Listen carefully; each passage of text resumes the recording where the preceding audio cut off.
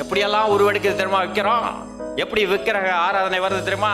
நம்முடைய நேரத்தை எல்லாம் சாத்தான என்ன செய்வான்? எடுத்துடுறோம். இன்னைக்கு நினைத்து பாருங்க, இன்னைக்கு ஐயாலாம் முதல்ல டிவி எல்லாம் வர்றதுக்கு முன்னாடி எவ்வளோ மணிக்கணக்கா முழங்கால் போட்டு ஜெபித்து இருப்பாங்க. எல்லாம் ஜெபித்திருப்போம், நாமும் ஜெபிச்சிருக்கோம். இன்றைக்கு காலகட்டத்தில் எவ்வளோ நேரம் நம்ம நேரத்தை ஜெபத்திற்கு நம்ம கொடுக்குறோம்? எவ்வளோ நேரம் வேதத்தை வாசிப்பதற்கு கொடுக்குறோம்? எவ்வளவு நேரம் நம்ம ஆண்டவருக்கு ஆராதனை செய்கிறோம்? நினைத்து பாருங்க. நாமளே நினைச்சுக்குவோம் எவ்வளவு நேரம். இன்றைக்கு சில சமயம் ஜெபம் பண்றது கூட முடிய மாட்டேங்குது. ஏன்னா போனவொடனே இருக்க டயர்ல போய் படுத்தவொடனே படுத்துக்கிட்டே ஜெபம் பண்ணக்கூடிய காலமா மாறி போச்சுப்போ. கண்ணை மூடி நிக்கிற இடத்துல ஒரு நிமிஷம் பண்ணிட்டு ஓடுறோம், அவசர அவசரமா ஓடுறோம். நேரத்தை என்ன செய்யறோம்? ஆண்டவர் கொடுக்கல. வேறு ஒரு இடத்துக்கு நீங்க நேரத்தை கொடுத்தீங்கன்னா நீங்க யார்? விக்கிரகாரர்.